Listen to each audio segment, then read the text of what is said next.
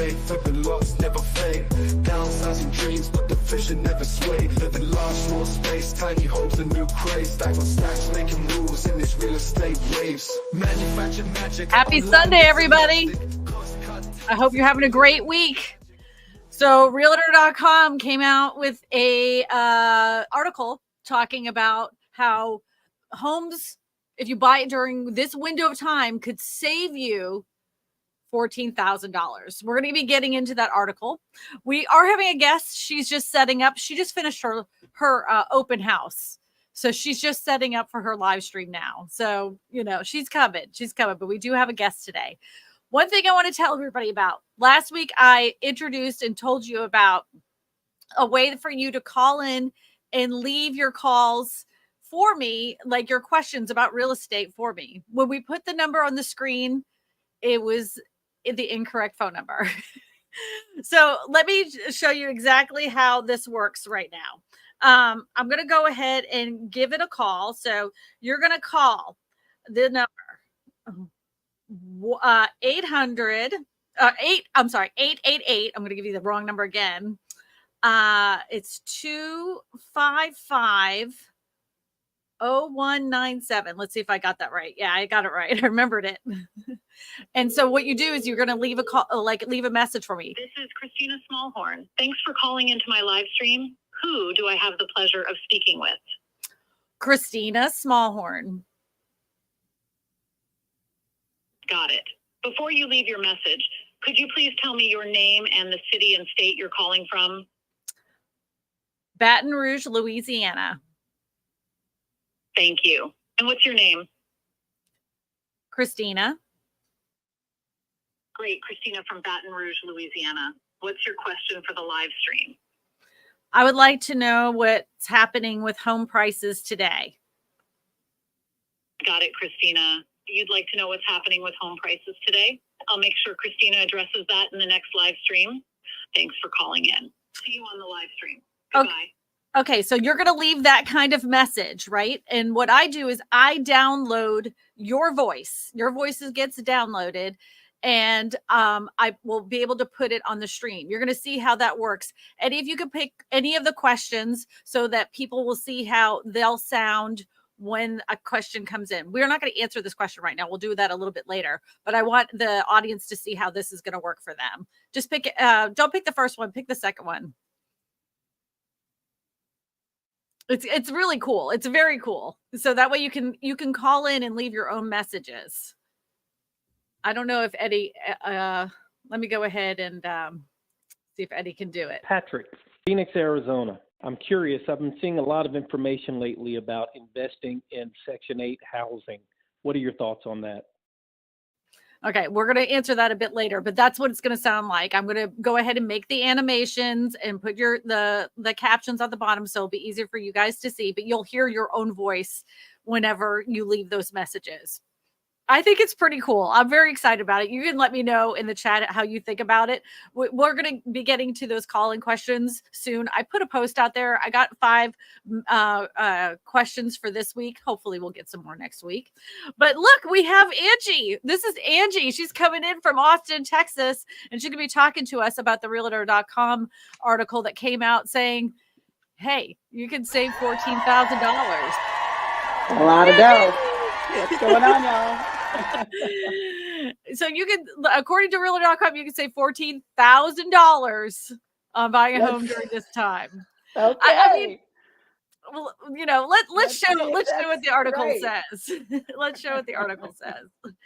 It was wild to me, totally wild. I'm a little bit shocked, but let's see what it's going to get into here. Yeah, well, people are excited to see you. They're already saying hi to you. Oh. This came from Business Insider. If anybody ever goes on Business Insider, they're always behind a paywall. So if you like the article and you wanted to read past the headline, just type in the article's the headline and then do /Yahoo News. And then all of a sudden you have the article because all they do is copy and paste it and put it in there. Thank you. Thank you. That tip. I'm glad you can't write your own stuff. Thank you.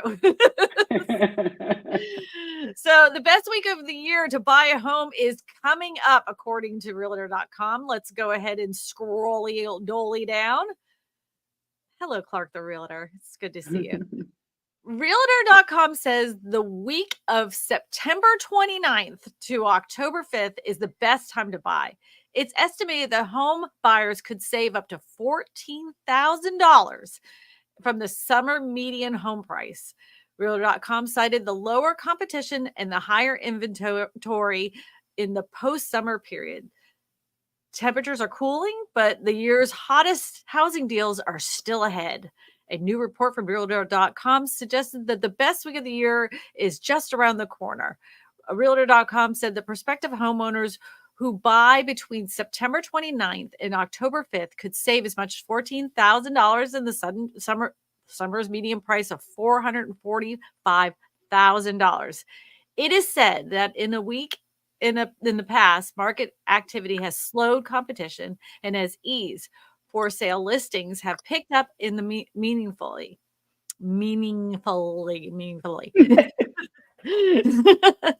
The seasonal cool down particularly results from school schedule shifting, weather, as home showings lose their summertime appeal. Competition also subsides, with home buyers typically returning to early spring. You know what else that home buyers don't want once school has started? A swimming pool. Uh-huh. Yep. Realtor.com True. says the demand in the week has historically fallen to 29.5% from its annual peak of 14% from the average week. Home buyers might expect less demand this year as it returns to pre-pandemic levels. The firm added that the inventory often peaks in early fall, shortly after the week. It predicted that this year's supply would reach the highest level since the pandemic. I believe that. Realtor.com said that while the best week typically is 14% more active listings than average, 37% more than the year's start, giving the summer's pullback in demand. These figures may be even higher this year. Well, if the interest rates keep going down, though, Yeah, that might be a little bit of a shift. Yeah. 2024's best week is distinct for another reason. Mortgage rates are falling. Oh, I just read one more sentence more. The 30-year fixed rate mortgages has once touched 7%, is at 6.3. It's lower than that now. It is. I saw it 6.1 on Friday. Is that what you saw? It's doing this. Yeah, it's in between 6.3, 6.1. That's what I'm seeing.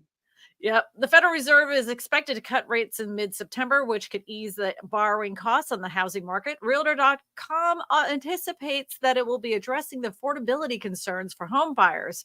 Maybe also significantly higher competition may also signify. I can read. Well, I should put these on. This would help.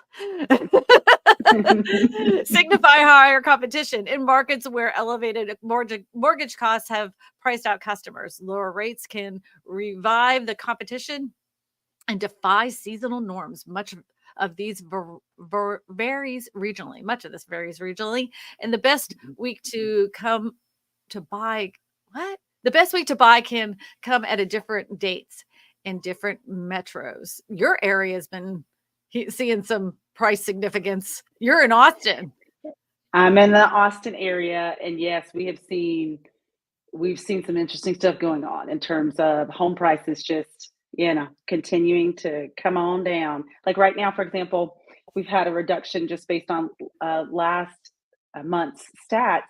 We're at 439,000 is where we currently are for Austin proper. So we've seen that drop big time. The number of listings, all of that. So what was it at its highest? At the highest, I remember it being in the 600s. That's the median, and that was for a nothing house. That was for a small, tiny home that you still needed to do some renos on. Okay, so if I'm playing the theory game, right, in my brain, I've been in real estate for a long time. Whenever I see significant drops like that in an area that's big, does that mean because there's been a lot of new construction in your area that has brought the home prices down? Yes, because Mhm. builders have that flexibility. You're absolutely 100% correct. We have a lot of new construction communities around, not just in Austin, but the surrounding areas. And so Mhm. when they're not seeing that foot traffic, when buyers are not as interested, that's what happens. Inventory just sits. And what do? Their first recourse is number one, to offer more incentive, right? That's good for you in certain cases. And then reducing the prices. And that affects resale homes. I don't think people really realize that, but it does. Right, Because when because buyers are out there, Mhm. they're Go looking at ahead. what's more affordable. Right. Well, not only that, so if you're a buyer and you see this neighborhood and those homes are, let's just say 15 years old. And then if you just go 2 miles down the road and there's a brand new subdivision, maybe the yard is a little bit smaller, or maybe you're getting a little less square footage, but it's brand new. I think a lot of Mhm. people, I mean, I see it in my area whenever there's a new subdivision and they're like, it's like you're comparing two different things. Like this is a Yeah, house that's 15 years old and this is a brand new house. Sure, it's a little bit smaller. The yard's a little bit smaller, but I can live with that because I'm going to get, yeah, $20,000. I'm going to get it $20,000 cheaper and it's brand new. I think it's like that's the mindset. Not only that, like you said, home builders, when they're in this situation, when they see that there's mhm. so much competition, they have the more flexibility for buying down mortgage rates, Yes, giving that's them big now. upgrades, offering bonuses, all sorts of things to elevate their product to get it moving. They Oh, need yeah. it to move. So that's, I mean, in areas during the 2008 crash, right?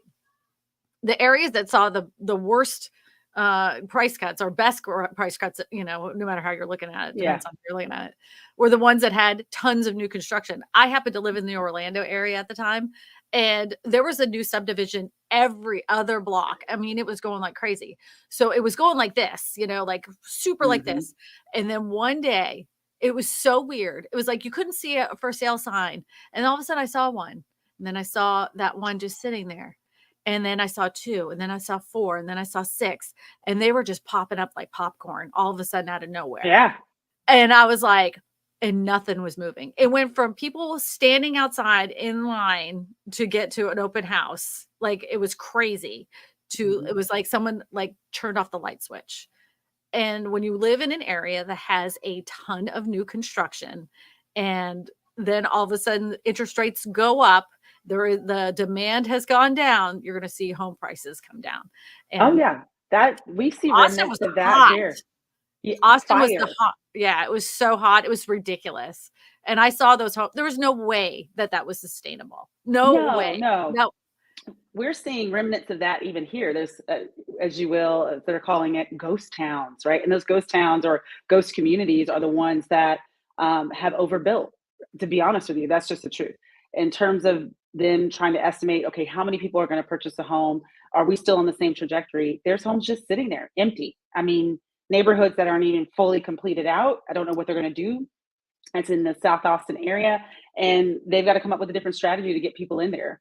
And then there's places that are up north, for example, in North Austin, where they slowed building. They knew it was coming, so they've slowed building down. You can't find a lot of inventory, so they Mhm. may have maybe 5, 6, 7, maybe 8 homes that they are selling, but the rest of the time you've got to do a to be built because it's a risk for them to have to Right. build these homes, have it sit there, spend all that money, and for no buyers to be there. So we're seeing parts of that for sure. And home prices definitely Do going you down. think that if interest rates came down more, would that help like level out the Austin market? Do you think that would help buyers get off the fence? Or do you think that the like almost like the gold rush in Austin, Yeah. is it like, because it really was. I mean, everybody under the sun was Yeah. like, I'm moving to Austin, my company's moving to Austin. Everybody was doing Actually, that, like, oh, I yeah, love the vibe of they Austin. love it. Got to come Well, out. Well, it's a cool we're city. Silicon Hills. We're Silicon Yeah. Hills. So if you're in the tech space, think about it. If you're, in California, you're like, well, if there's a baby California, Mhm. Bay Area, and I can get a home cheaper, then why not? So that was a big motivator for folks is that they could just transfer here, Mhm. from their jobs. But I do think there's a lot of buyers, especially ones that I deal with, who are waiting on the sideline. And I deal with a lot of reloads as well, but folks are waiting on the sidelines because they need the interest rate to come down. Why? Because they don't want to pay high mortgage. We already have property taxes that people don't consider when they come to Texas, by the way. Even though there's no state income tax, you got to consider those property taxes because that's where Property most of it's taxes in coming Texas from. are Bananas. I high. know. People don't High. know that. Yeah. Yeah, I mean, if you're not in the right area, you could be paying buku dollars. So factoring that part in, then your interest rate, and then insurance, which is another thing in Texas that has skyrocketed because of the incidents in Florida, not Florida, in Houston area, and then everything else in terms of that backlash, because we get a lot of that. Whatever is in Houston, we get those storms that come in. So that's increased. So everything is high. Yeah, we get the hail from that. We get the rain from that. We really get affected, and most people don't know that. It comes to the Central Texas area. So imagine that. High interest rates, high, insurance costs. Everything is high. So I feel like they're on the sidelines. They're waiting, right, for it to be manageable enough to make a move. Well, our properties in our town have come down, and rightfully so. Like, I mean, it was stupid. Like when my house was at the peak of how much you could buy for, I was like, this. I mean, I like my house. I think it's nice, but I don't think it's worth that much for this area because I know, I know what people's jobs are in this area. But we had such a tightening of how much was being built, so that caused a lot of it. Of course, everybody was like, panic buying because the interest rates were low. So, I mean, I don't even blame people during that time that were buying. I mean, most of these people now feel trapped because they got like a 2.7 interest rate, right? That's a whole, no, seriously, it's true. Yeah. But back to our story about saving $14,000. This is true. It's in what they were saying in that article is true. Every time the kids start school, that's when you have the window of opportunity. But the problem I've seen in the past, and you can tell me what you've seen, is that a lot of people during that time, they're like, well, we didn't sell, so we're just going to go ahead and pull it off the market because, we didn't sell that time. Because then you're getting into Halloween, you're getting into Thanksgiving, you're getting into, Christmas time. The people that are going to be on the market during that time, they have to sell, which is even more of an opportunity for you. You may not have the cream of the crop selection, right? You may have much more opportunity. So maybe that kitchen is ugly, but it's $14,000 or $30,000 less than it was in the summertime. So this is a great opportunity for you. You can redo that kitchen now. So, what do you have to say? I think that's a great strategy, to be honest with you. If you're a seller, like you said, that needs to sell. Now, some are just testing the market, right? We still got sellers that are testing the market. Their expectations are not where reality hits. That's just the truth. But for those who are like, okay, no, I'm staying in it. For buyers, it's a wonderful opportunity. Not only do you get a reduction in price, but now you get to ask for closing costs, right? To bring down that rate or to actually use it to do the closing costs itself. So I feel like there's a lot of deals, if you will, deals to be had. If you're lingering in the market, if you're still there, if you're keeping an eye and you're ready to buy at some point, and if the better time is now, you could get a deal right now for sure. I think you can do a lot of savings. You were rhyming. 14,000. You're right. You got to keep an eye to get a good buy. You're rhyming. I love it. Vanessa Love says, with the economy being as it is, would paying a home off in 15 years be better than a 30-year loan? I thought my thought is people are really need to own their home outright. Good question. This is going to depend on your financial situation. If you're going to the what's that one guy's name that always does you got to put 40% down.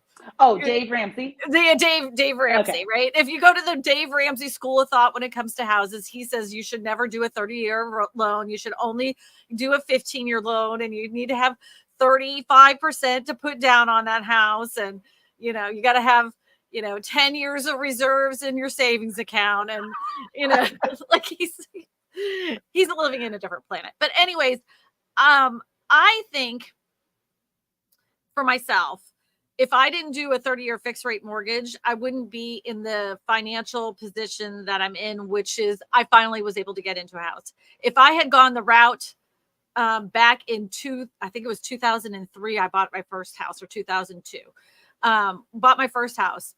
If I did the 15, and I wouldn't have been able to afford a house, and I would have missed all that equity, right? I would have been sitting there waiting for equity to happen. Like I would have to be saving. I did a basic 30-year fixed rate mortgage with an FHA. I put like $6,000 down, with my inspections and everything.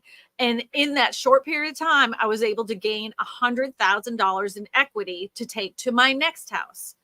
Well, that gave me that opportunity that I wouldn't have had if I hadn't owned and someone had talked me into doing a 15-year mortgage and I would have waited. You have to look at your own financial situation before you ever say this is the concrete answer to everything. I understand you want to own something outright. I get it. Like I totally do. But a stepping stone into real estate is the smartest step that you make. So you give me your opinion, Angie. I think that's right. I think that's absolutely correct. It's not everybody's going to even have that 20%. It's fine to even do different loan types. You have to look at your situation specifically and not just the financial aspect of it, but think about it long term. Okay, am I really going to be in this home? If I get into the market now, am I going to be in this place for the next 5 years? You have to start calculating that as well. And you're 100% true. If you can get in, and when I say get in, I mean everything aligns, right? You're not going to be house poor, and nothing's going to happen to you. Your financials are stable, and you're going to still be able to live well. Then yes, getting into the market the way that you can is the way you have to do it. And if that means that you're putting less down just to get in, to me, it's great to get into the market, because like you said, we've done this multiple times. Even my husband and I were investors. We got these 3 little kids, y'all. We got to pay college for, okay? But he bought his first house before we got married. We actually pulled the equity out of that house and used it to buy another property out of state. Like, it's not just about the property itself, but I always tell people a home is not just a home. It's actually an investment that you could use towards other parts of the real estate market. So, yep. Another thing too, as I always tell people, like when you're looking at stepping stones, maybe you can't even afford a traditional built house right now. Maybe all you can afford is a very small, like tiny home on a land, but that's still real estate. That's still a stepping stone into real estate. Maybe all you can afford is a manufactured mobile home on a piece of land. Again, that is a stepping stone. All of that stuff is worth something, and it's a stepping stone. I've seen this is very common here in Louisiana. Somebody will buy a piece of property that has an old manufactured mobile home on it. And what they do is they live in that thing for 5 years. I mean, it may not even be in the best shape, but their whole goal is, this is my house. I'm going to stay here for 5 years, and I'm going to save my money to build my dream house. And they do it all the time. It's very common. And in a lot of cases, they take that older manufactured mobile home, move it behind the house they just built, and they use that for like a game room or a rental. In another way to look at it again is, maybe this is the thing that you stay in for 7 years so you can save up enough money because you're not renting anymore, because it's going to be a lot cheaper than renting, right? So you have this piece of property that you've bought, and then you save that property for when you go and buy your other property. So you, like your husband did, you keep that property. Oh yeah. You keep it and you rent it out. Believe it or not, manufactured mobile homes rent like nobody's business. People really do like them, especially if it's sitting on a piece of property where they don't have like neighbors on top of them. That is much more appealing to a renter than living in an apartment. Anything that steps you into real estate is a good thing. But again, everything always depends on your financial situation. You can't just, like, talk to a financial advisor, speak to at least the minimum of 3 different lenders. So that way you understand what your financial situation is and what you can afford. So we went on a little tangent there. We went on a little tangent. It's a good one. It's a good one.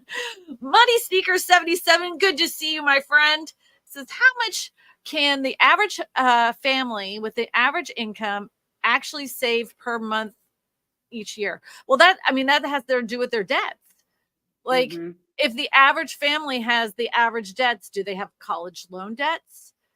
How nice is their car? You know, Yep. do they have one car, two cars? How many do they have an insurance on those two cars?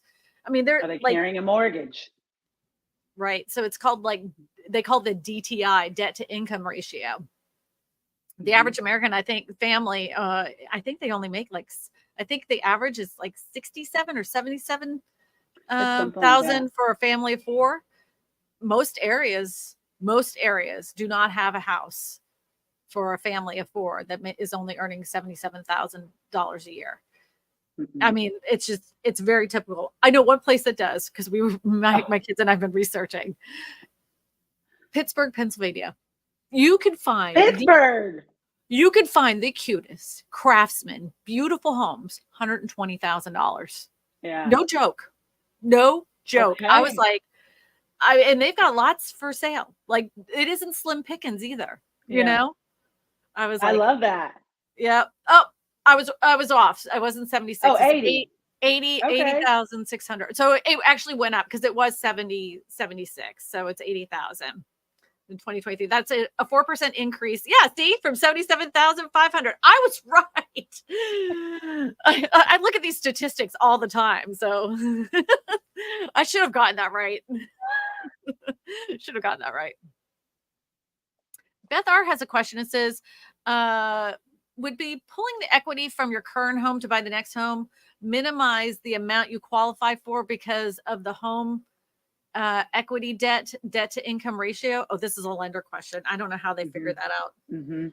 I'm sure some sort they run it through the system for sure. I know that. Whatever Right. they're Yeah, the underwriters look at it and they value the property. I think they have to do what they call like a drive-by appraisal of the property that you have, and then they can bridge.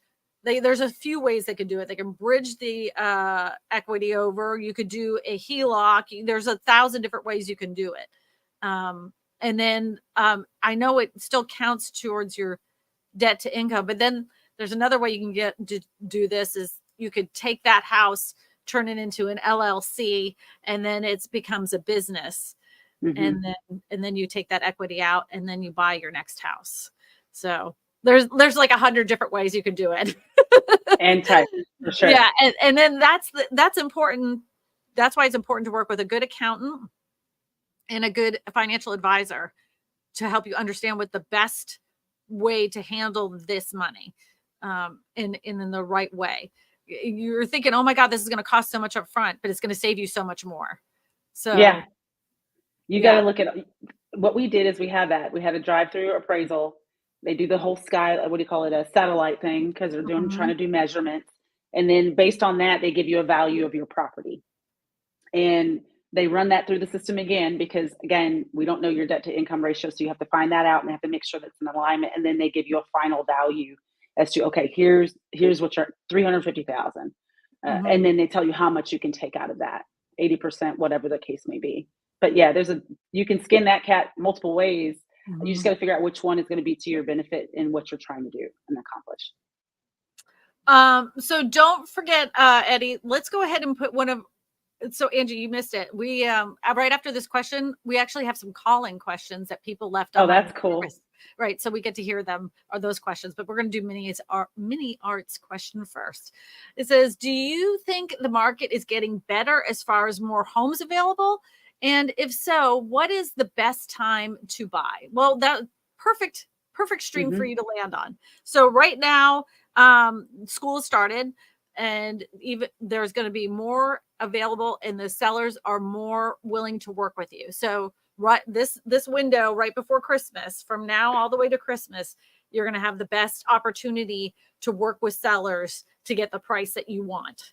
And it's the supply of homes is loosening up, thank God. Yeah. There are people that are being required to move. Their companies are no longer saying, oh, you can work anywhere. No, they want them back.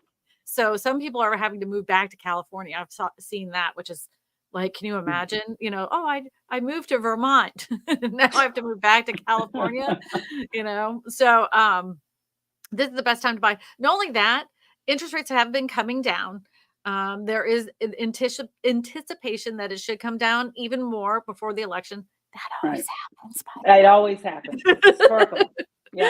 That always happens, by the way. So it, like, of course, go talk to a lender, see what you qualify for, and then mull over that with your finances, Yeah. You want to do it. My opinion is yes, you definitely want to do it now. This is a small window because think about it when the spring hits, and we call spring January. When Mhm. spring hits, folks are going to be back in the market. It's going to be a bunch of people. Why? It's going to get warmer. Sellers are going to be less likely to want to work with you because they can wait because there will be more buyers in the marketplace. So yeah, start looking. Talk to some good people, your financial advisor, like Christina said, along with your lenders, a few lenders, and see if it's going to work for you. The biggest mistake that Eddie and I have done in our lifetimes is not hiring a financial advisor sooner. I mean, like, Mm. we threw money away because we didn't know. Well, We all didn't of know. us do that. Yeah, you don't know what you don't know, though. You Well, know. we didn't know a lot. But how many of us don't though? Because we're not me, I never thought about that. Like that was something that would be important when making these types of decisions. So that's the best advice you're giving people. Seriously. All right. Because I feel Mhm. like a moron. No. We're all learning. All right. So, Eddie, if you could do me a favor and we could listen into one of our first calls that have come in from the very first one. Now, I'm going to let everybody know this one has a little bit of static to it, but it was a great question all the same. You're going to like this one. Brittany, Orlando, Florida. I just wanted to get your opinion on refinancing. My husband and I got a rate of 5.7, and I know I've heard from other people where it's better if the interest rates go down a full 1%. Do you think interest rates would go low to the 4.7, 4.8, or even 4.5, or are we completely done with that since the pandemic? Thank you. Fantastic question, Brittany. So she wants to know, do you think that they're going to be in the fours? Do you think with this next rate cut, it's going to be I don't think so. I don't I think think that so. I think that's done. Like she said, Mm-mm. is it done since the pandemic? I'm not going to say it's never going to happen again, but I can't Yeah. imagine that it would be in the fours again. I think we're all wishful thinking that it'll be in the fives, even if it's the high fives. But we're Yeah. hoping, high fives. I think is going to be the thing. So when people talk to you about refinancing, what is the golden rule as far as when you should refinance? So when folks come to me, typically what I'm asking them is why, right? Where's your current rate at? That's a big Mhm. thing. If it's anything 5 and below, I'm telling them it's actually not worth it. Why would you refinance into a higher rate? So they need to look at that first. Where are we currently at? Where do we foresee the rates going? I could be wishful thinking in 24 months in my head, I think we can get down to the mid fives, Mhm. low fives maybe, but getting down into the fours, I don't see it happening. And so I'm telling folks just to hold tight, wait to see what happens at the end of this month when they're supposed to be making some changes. We'll see. And Mhm. then if that doesn't please you at that time and that's not going to work for you, let's see what happens next year. But to be honest with you, getting a low rate like that, which is now a low rate, which is interesting because we had 2%. Mhm. You just got to hang on to what you have. I don't know if it's going to get any better. Yeah, and if you're in the fives now, and like you're thinking the fours, I mean, how much is that really going to save you? Is that even worth And it to you? Like, how much is that going to change your monthly payment? Because that's what most people are looking at, right? mhm. So look that over before you make that kind of decision, because you still have closing costs you have to come up with. People don't Yep. realize that. I realize it's your own money, but then they're taking that away from the equity that you've already had in your house to use those closing costs. I mean, Think about it. think about it, Yep. make some good decisions there. All right. So we have another calling That's cool. caller. Isn't this cool? I love this because I get to I hear love everybody's it. voice. Yes. So Eddie's going to go ahead and put this one up. And this is the one we probably heard at the beginning of the show. Patrick, Phoenix, Arizona. I'm curious. I've been seeing a lot of information lately about investing in Section 8 housing. What are your thoughts on that? So have you ever invested in Section 8? I have not. Now, I usually do the conventional way, but I haven't invested in Section 8 at all. So Eddie and I looked into this years ago because I have, at the beginning of my career, that all all the clients I had were investors that were buying up houses, and several of them bought into Section 8 housing. The main reason being is they always got paid. Part. Right.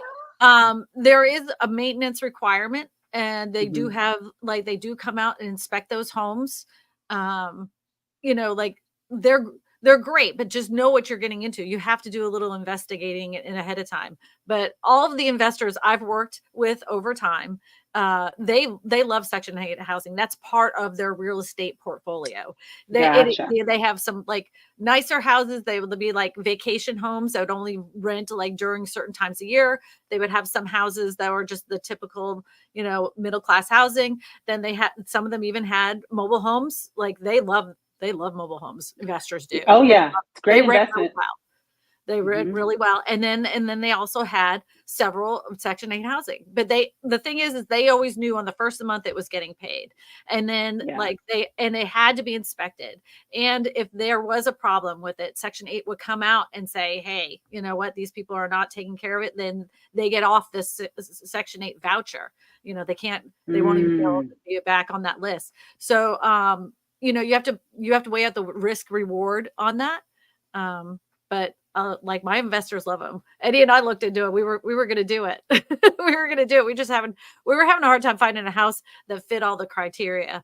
Well, that part. Yes. That's the other part is like, if you're going to get into it, I briefly looked over it, not for myself, but for a client of mine. You still have to meet certain criteria and standards, even as a landlord, and check all the boxes that they want. The one thing that I was thinking about though, is also consider the cons as well. There's some good things, but it's the government. So there's got some extra things that you've got to do, like inspections. And then in terms of, I don't know how the payout is. Are they paying on time? They always pay on red time. tape. Okay, good. I mean, that's why they love them. Because they're like, yes. They knew, like, as soon as they opened up their app, yep, there it is. They knew it. Like, seriously, that's why they liked them. That's why they would try to find more of them. But it was hard to find houses that fit that criteria. Yeah. That didn't makes sense. And so they would have to like update them to meet the Section 8 criteria. So anyways, why is it called Section 8, not Section 7? I have no idea. But Eddie knows. Okay, let's see it. All right. The Section 8 program is named Section 8 for the United States Housing Act of 1937. The original program, established by the Housing and Community Development Act of 1974, considered three parts: new construction, substantial rehabilitation, and existing house certificates. In the 1974 Act creation of Section 8 effectively ended the Nixon moratorium. In 1978, the moderate rehabilitation component of the program was added, but it was not funded until 1989. In 1983, new construction and substantial rehabilitation portions of the program were repealed, and a new component of Section 8 vouchers were added. In 1998, existing housing certificates were merged and converted into vouchers. So instead of the government building housing, they took it over to the private sector and said, hey, you find the houses, we'll give you the money. We don't want to maintain these houses anymore. So I don't know why it's called, maybe it's just the section of that act added the vouchers in it. That's what I gather from that, from when I'm reading that. It's like they had this act, it's been like revised several times. The vouchers came in and it became Section 8 of that particular act. That's how I read it. Is that how you read it? That's how I read it. Okay. You can argue with me. If anybody knows, put it down in there. Muddy Sneaker says, question, is 5% the typical equity accrued per year, or is that a normal market? I thought it was 3%. I thought it was 3 too. Now that's also based on location, right? So it depends on where you are. The average is 3%. The 3% per year. Yeah. 3% per year. I mean, we have to remember, like, what happened during the pandemic was an anomaly. I mean, if anybody remembers what 2019 looked like going before the pandemonium hit, housing was kind of it was kind of not looking so hot. Stale. It was looking a little weak, Little stale. stale, you know? And then the pandemic happened, and then everybody was like, you know what? Let's go ahead. And those interest rates kept coming down. And they came down so low. I mean, it would have been stupid not to buy a house. Yeah. No, Especially at the seriously. beginning of the pandemic. I mean, would have been dumb. There was a lot of fear out there then, though, too, because they were like, oh, and that's when I actually was scared myself. And I will openly admit, I was one of the first people to come out with a housing crash video, because I saw all those people taking the moratorium on their mortgages when the pandemic started, and they froze their mortgages. And at that time, a lot of offices were closing and laying off people because of the pandemic. So I'm like, this is a recipe for disaster. If you can't see it, I don't know what to tell you, you know? But then as the moratorium, like as time went on and I saw more people were buying, I'm like, well, obviously there's money in the market. There's people buying, and they were buying cash, and they were buying their second home, and they were buying their grandkids home. I mean, they were buying homes like they were nothing. I've never seen so much money hit the market the way that it did. The problem that we have, and the most markets have, is a lack of inventory and a lack of people willing to put their house up for sale because they're locked into an interest rate of like so below 3% or at 3%.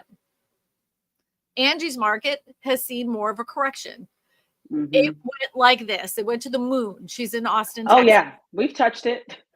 You touched it. It was down. thin up there. The air, the oxygen was so thin. People were like, "What's the price? I don't care. I'll buy it." You know? Yeah. And now you see the repercussions of that. You know, when it's that hot, For sure. Anybody with a brain between their ears knew that Austin, Texas couldn't sustain those prices forever. You know? Yeah. Oh yeah, for sure. We are actually the best example, I think, in terms of that happening, which is we did go to the moon. We're coming back down. We do have more inventory. So we have at least 4.7 months worth of inventory. A balanced market is 4 to 6 months. So we're starting to come back down. I just think that, again, it's perspectives of the buyers and sellers as to how they see what's happening in our market. Some people just won't let it go that we're still in that pandemic situation where they can keep their homes at a certain price as sellers, and they're refusing to kind of come to grips as to where we are. But yeah, the bottom has to come down at some point for sure. Yeah. But it's good for buying now. It is. Well, it's a good opportunity too. And then for some of those sellers that are kind of like still living, 8 months ago, to see the offers coming in that are coming in lower, it gives them a reality check. Even if they get an offer. If they're not getting an offer, then they know that they're priced too high. So that's a good way for them to take the greatest teacher. Yeah. I was going to say the market is the greatest teacher. The market is the people, and the people will tell you whether or not they believe it's worth it. Yeah. So they're going to have to make an adjustment. So, well, let me just say though, and everybody in this audience is going to agree with me. I'm going to get an impromptu poll. The market may be the people, but it's also corporations that have. That part. Yeah, and it is real. Like I had Ray Allen on here, and he was like, "Oh, they only own 2% of the market." And I'm like, "You read that statistic from 3 years ago." First off, because nobody has that statistic now. Secondly, of all, they may only own 2%, but they own 2% of one entire neighborhood. So they dictate the price. They control the market in that area. That's a bad thing. And he was like, well, we'll just let it ride out and let it do its thing. No, we got to stop this. There's too much corporate investing as far as I'm concerned. It's so much different than the last time. Last time we had a housing correction. We didn't have what started this whole corporate buying thing was the last crash, but it wasn't because they were buying. They bought them after it crashed, and they bought them on the cheap. And then they started renting them out, and then they realized they could make really good money. And then they started selling REITs. And then we gave them money. We gave them the money because we wanted our 401ks to be propped up. We gave them the money to go ahead and buy more houses. And then we were wondering why there isn't any houses available. It's crazy. Anyway. Even that small percentage can do damage for sure. Yeah, absolutely. Absolutely. So yeah, the market's going to do what the market's going to do, but we need to get the corporate investors out of there. I feel like there's a reduction, at least in our area, just in investors, period, because it's not profitable. I mean, there's a ton, just a side note, there's a ton of homes for lease, a ton. And they're just sitting. Oh. Do you think That's that the issue. people bought in Austin, seeing it going up and kind of held on to it like, like, oh, I'm just going to hold on to this vacant house until, and then they saw it falling and then they went ahead and sold it? Yes, that's part of it. There's a lot of investors who quickly tried to sell, but the inventory shot up, so buyers have more options. But I also think that they thought that it was going to that milk and honey, as I call it, milk and honey was going to continue to flow with regards to rental prices. Well, we've seen that come down. Good.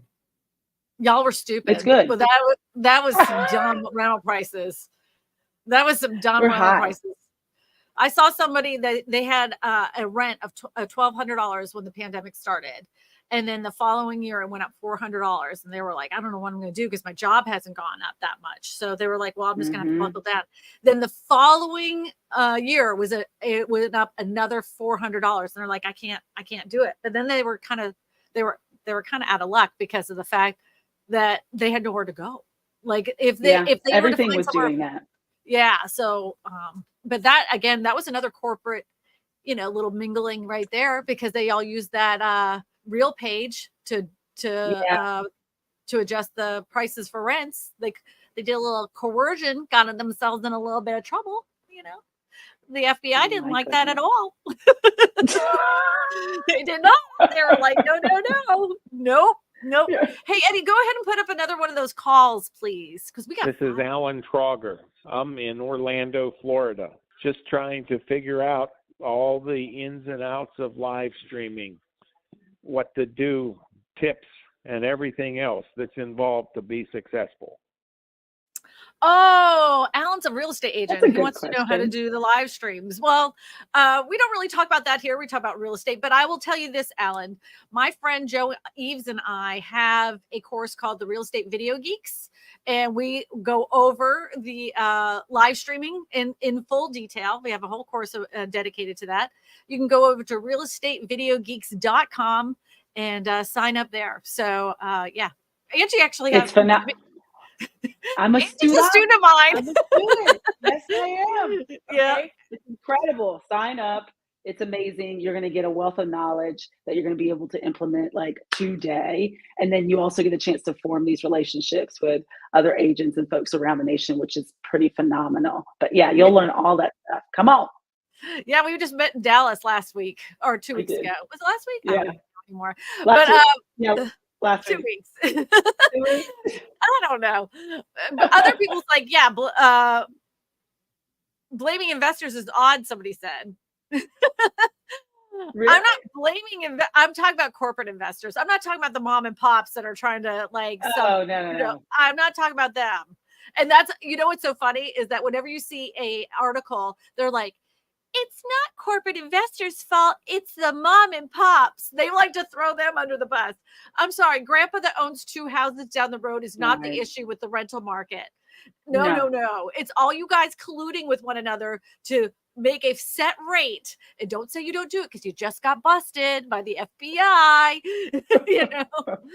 We all knew they were doing it. We were just waiting for them to get caught. They got caught. Yeah, I'm talking about your Wall Street investors, the REIT guys that take whole entire neighborhoods. And then this is another negative effect of corporate investing that people don't think about a lot of times. If you happen to live in a neighborhood and that neighborhood is now 30% rental units, right? And there happens to be 1 or 2 investors. They now almost have a multiple stake of the voting block in your neighborhood of getting things passed in their favor. What are you going to do then? Your vote is because these corporate guys own, 10 houses. Now they have 10 votes in your neighborhood. And then you don't think they're going to talk to Mr. Investor right down there? They're like, look, this is going to help us. I already had the lawyers look over it. This is how we're going to word this so they can get it passed. You don't think that happens? They have voting rights. Yeah. They have equal owners' rights, voting rights for every single house in that neighborhood. So now they're going to dictate everything that happens in that neighborhood. And they're going to make it so impossible for you to want to live there anymore so they can go ahead and buy your house on the cheap. You don't think that's going to happen? It is. You gotta think about it. It's happening. Yeah, it's happening now. Yep. Mhm. It is. Yeah. Anyways, I went on a rant. Kind of happens. I am not a fan of Wall Street and Corporate house. I know. I don't think it should be in it. It just takes away a family's possible home, some place that they could set roots in. I don't like that. I feel like they're already meddling in a lot of other things, but housing is so important. Well, I think, don't mess with our basic needs. That's the whole what I mean? thing. That's the whole thing. Yeah. Like, my house shouldn't have gone up $200,000 in 2 years. Like, kind of crazy. Yeah. Crazy. Anyways, SB says, question. So when you refi, it requires you to pay closing costs again? Well, yeah, you have to pay for the closing cost to refinance your house. You have to close those documents to refinance that house. Is it under a new lender? That's closing stamps. I mean, there's requirements. It's not going to be the same amount. No. Clear. It's not the same amount as like when you close on the actual home itself, but there is a cost to close that loan. You know, you got to pay people for their time. There's court documents that have to go through. There's closing stamps. Filings. Yep. Yeah. There are closing costs. Yeah. That's a good question though. Yeah. That's hard to like wrap your head around. It's true. Yep. Ramona Boston says, would it be a better ROI hiring a rental manager and keeping the property or just selling it? Oh, this is a loaded. That's loaded. Yeah. What is I'll tell you mine. You tell me yours first. What do you think, Angie? Yeah, this is loaded.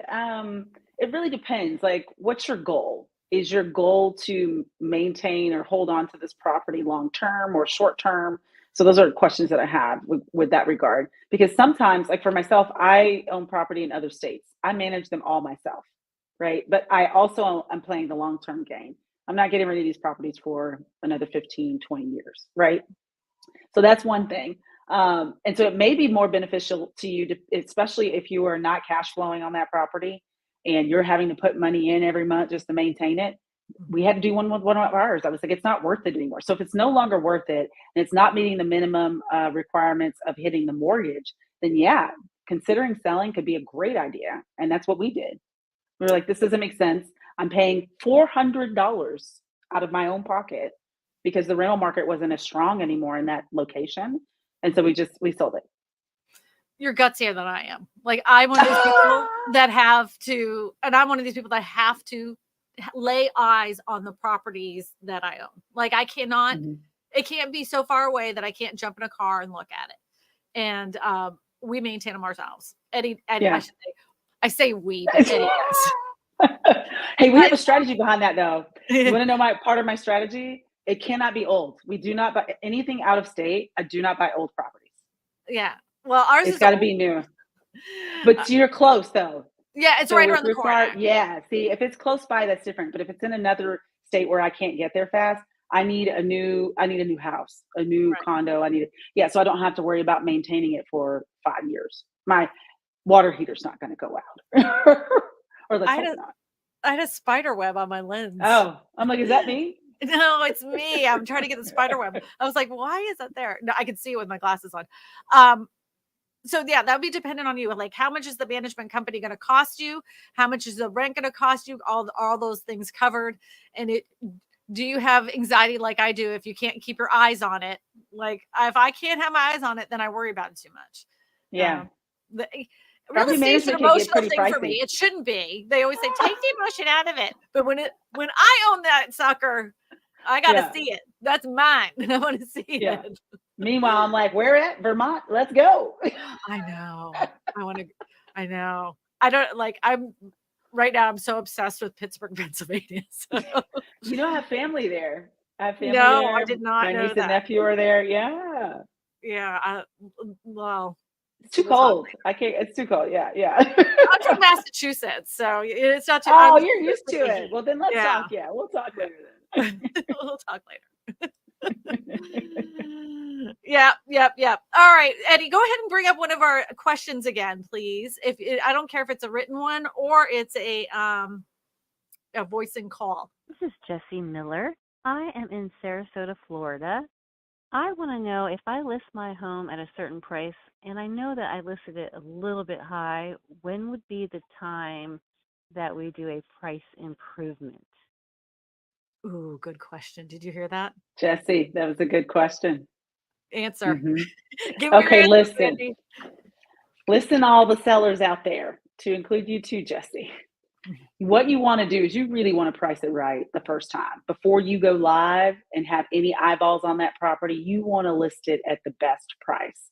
Okay. And the reason why is because if you're in a situation where you've gone too high, then it just, in the buyer's minds, they're thinking, oh, they question. Not that there's anything wrong with it. They question the home itself, which is, why are they reducing now? Is there anything wrong with the property? It creates doubt where there shouldn't be any doubt. Now, since you are in that situation, or you might have been in that situation, to reduce, you need to do it more quickly than waiting for later. If you've only been on the market for about a week, it's fine to wait 2 weeks before you reduce, but don't wait too long at that high price.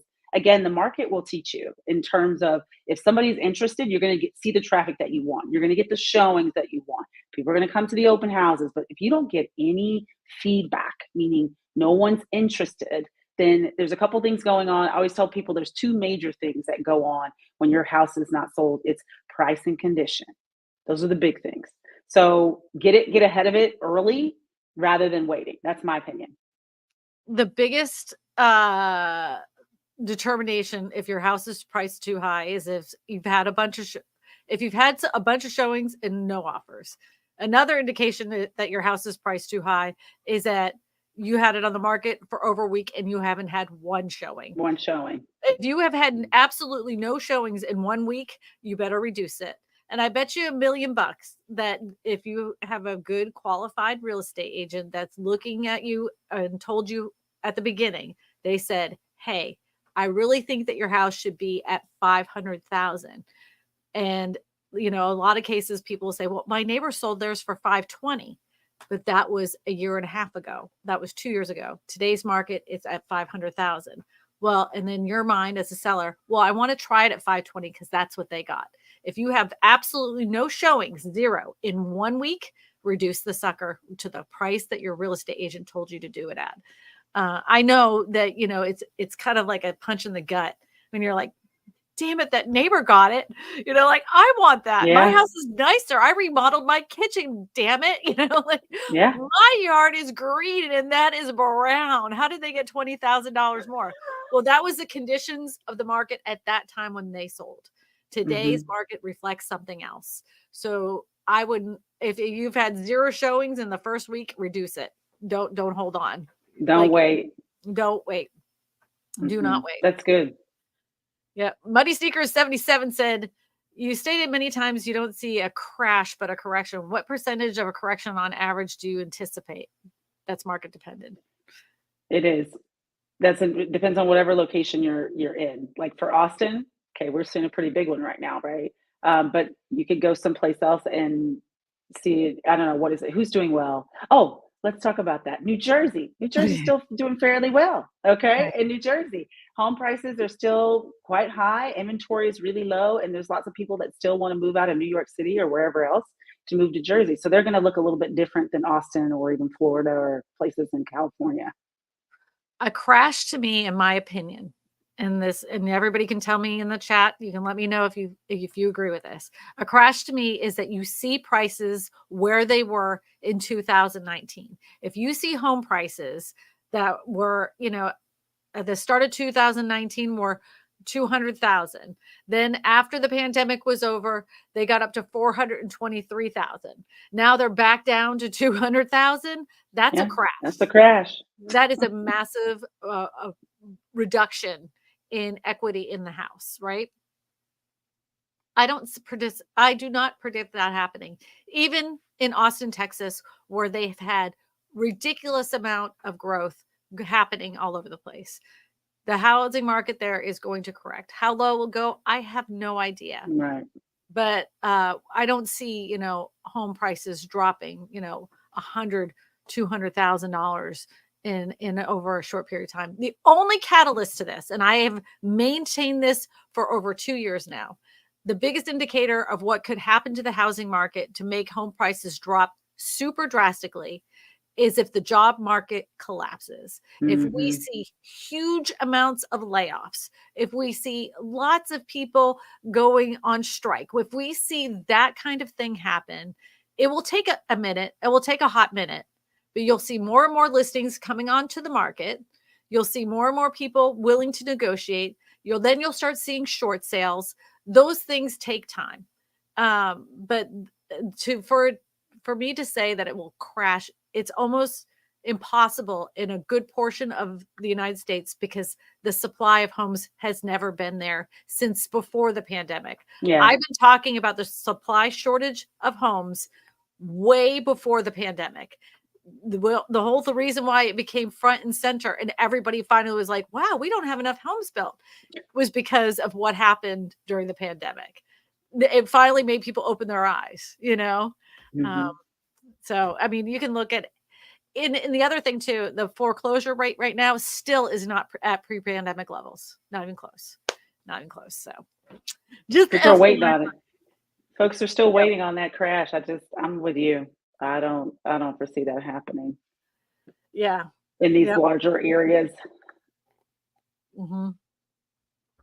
Man, I was talking. Good thing I got a good thing I got. That thing is massive. I know. Everybody always wonders if it's a real mug. It really truly is. I have about 6 of these in my house. Prices by state. Here we go. Oh, there we go. That's good. What does this mean? Changes by state. Is this like negative, positive? They're just percentages. So I'm just going to shoot out. Is it reduction? Negative DC, 1.5%. So the only one that's really negative in price is DC, which is surprising. Yeah, that is surprising, actually. Okay.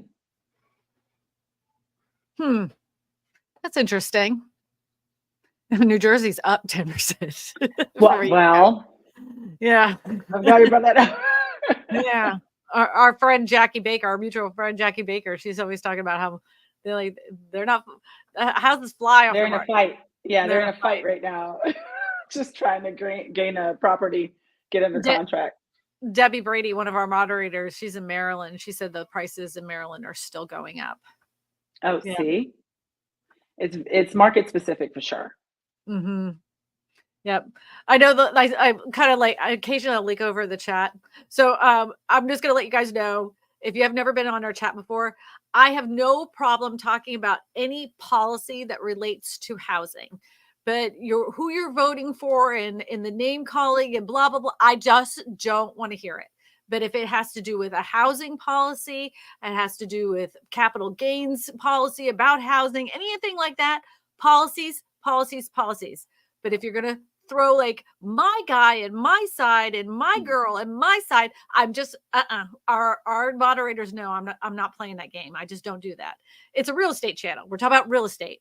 I don't care. I don't want to do it. I know that I know it doesn't make for really fun, keyboard you know what I'm saying? Sometimes I look at the TikTok comments and I'm always horrified on what people say to one another. And I never want that kind of community. We have a really good community that's really open to talking about housing issues. And I just don't want that for our chat, There's a million other real estate channels on YouTube. And if you're looking for that kind of conversation, that I'm just not going to be the one for you. But if you want to talk about anything about housing policy, we did one a couple weeks ago. That was harsh, but we did it. We got through it.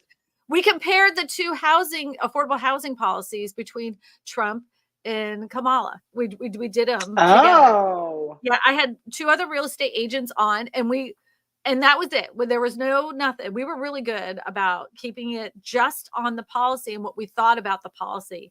I was proud of us. It was hard to bite your lip. Yeah. Yeah. Okay. So Now I got to go back and watch that one.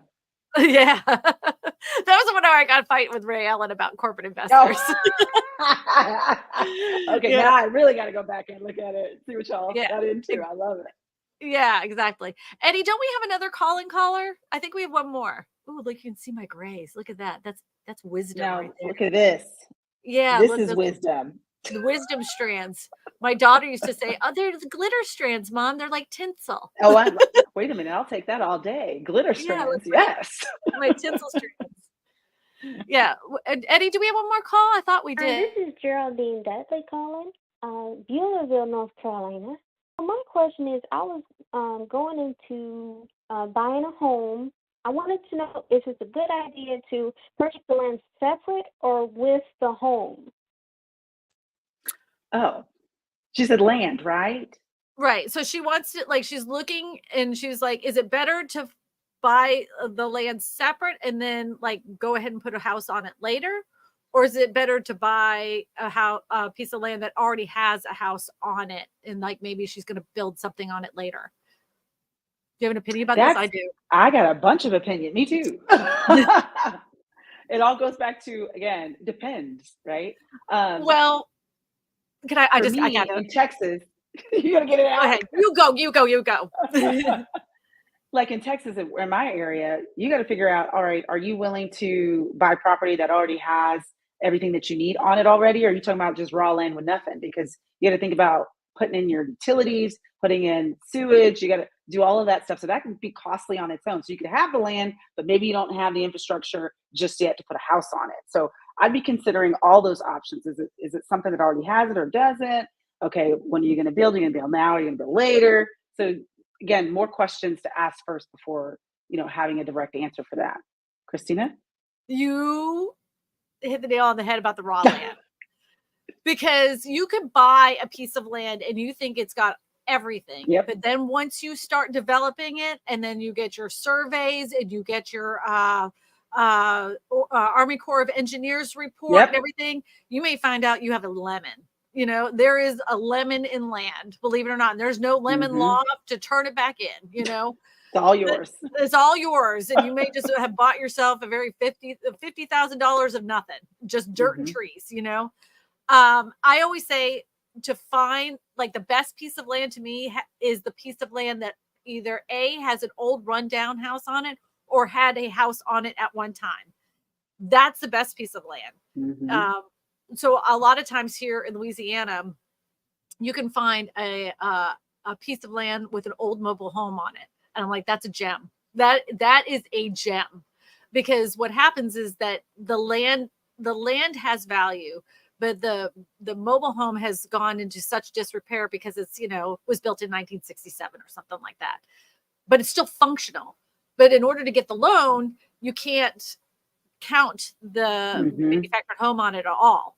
So what they'll say is you're purchasing it with the house at no value, so that it's in the deed, it's there.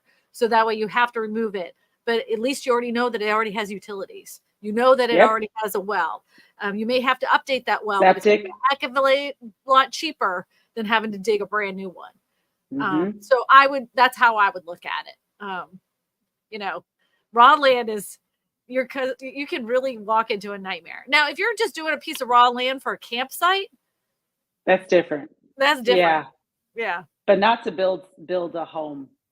You got to consider that. It could be, unless you're adventurous, you have a lot of money. You got a lot, you got a lot of expendable cash. I've seen I've back in the day, I told some people not to buy a piece of land. They didn't listen to me, and they bought it and they put their camper on there for a period of time because you were allowed to. And then when they got into it, they couldn't build anything on it.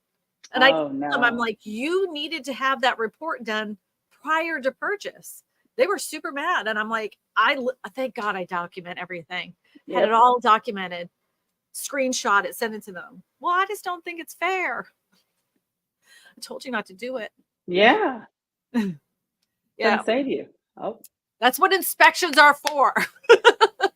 And take your time with it. Like, spend the extra money. I know some of y'all are concerned, well, Angie, I have to pay for inspection to do a well. I have to do it for septic. I got to do it for the third-party home inspection. Yes, yes, and yes. Due diligence. You need that. You want to Mhm. know what you're walking into before you buy.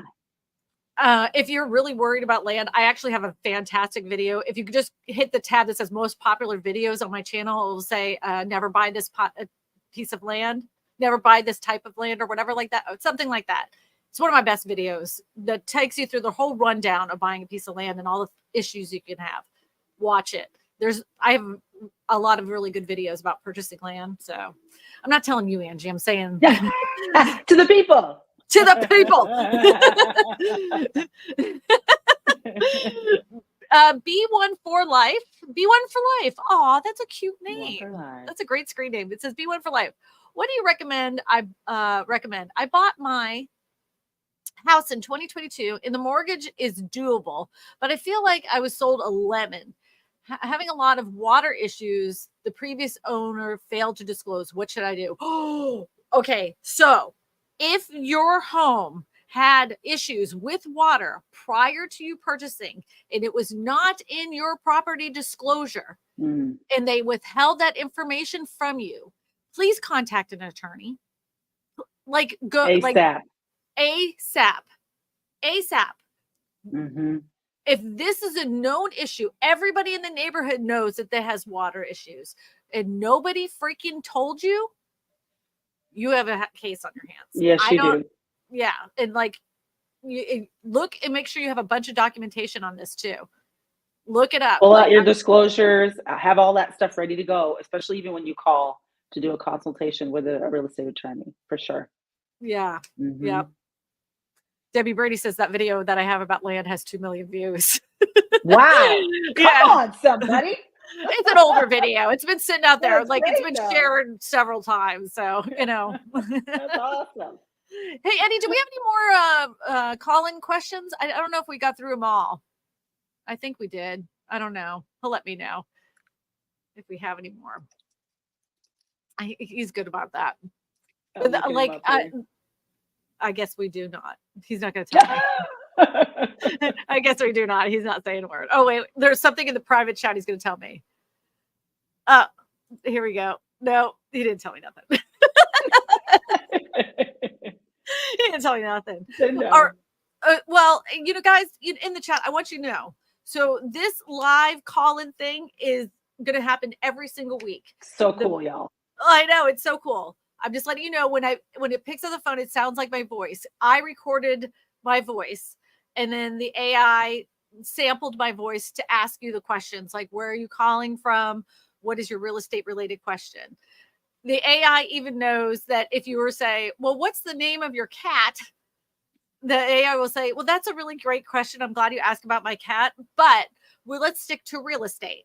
And it prompt you to make another question about real estate. So just, it's all recorded. I will make that little thing. It will never show your face. I stick with just the state you live in. And it's really cool because it's, we get to all hear it. And then I don't have to read it. And y'all know what a terrible reader I am, man. I messed up some words. Sometimes I'm like, what did I just read? And then, they were clear. I'm the idiot that can't read. My dyslexic brain scrambled that whole thing up. So, yeah. So the number is at the bottom there. Eddie finally got the phone number right. It's 888-255-0197. So you call that, leave the message. Your voice in that little animation will be up there next week so you can hear yourself and then you can share it with your friends. Angie is on YouTube. She is a student of mine. She actually just started a brand new channel here on YouTube. You guys, if you want to check her out, because she's fantastic and she knows everything about the Austin area. Look at how beautiful this woman is. Yeah. I mean, honestly, you are straight. No. Yes, you are. Shut up. Okay. And then, if you don't know how to spell her last name, it's UFO Mata. Yeah. Yes, that's it. That's how you UFO Mata. Angie UFO Mata. So there you go. And she has everything you need to know about real estate. She also has a channel that's called Living in Austin. Anything you want to know about the Austin housing market, she's over there as well. This girl is on fire. So I'm excited to see what your future brings here on YouTube, my friend. If you need to get a hold of me, if you guys need to get a hold of me, look, you can go to my website, Kristina. So cute. So KristinaSmallhorn.com. Go ahead and hit the pink button and fill out the form, and I will get in contact with you. Please leave your phone number. I will call you. It will not be an AI. It is actually me.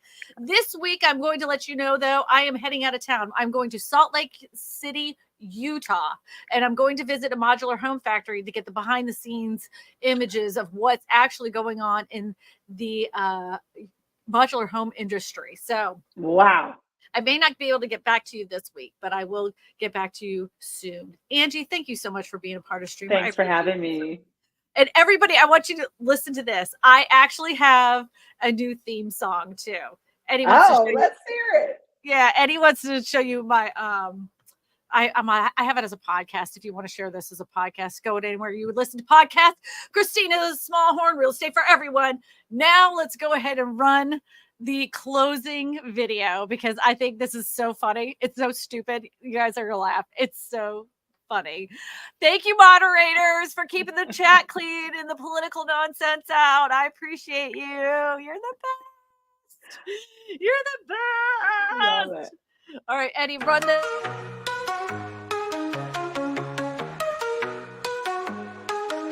Kristina signing off. This stream's about to close. Tiny homes, big dreams, the wisdom she bestows.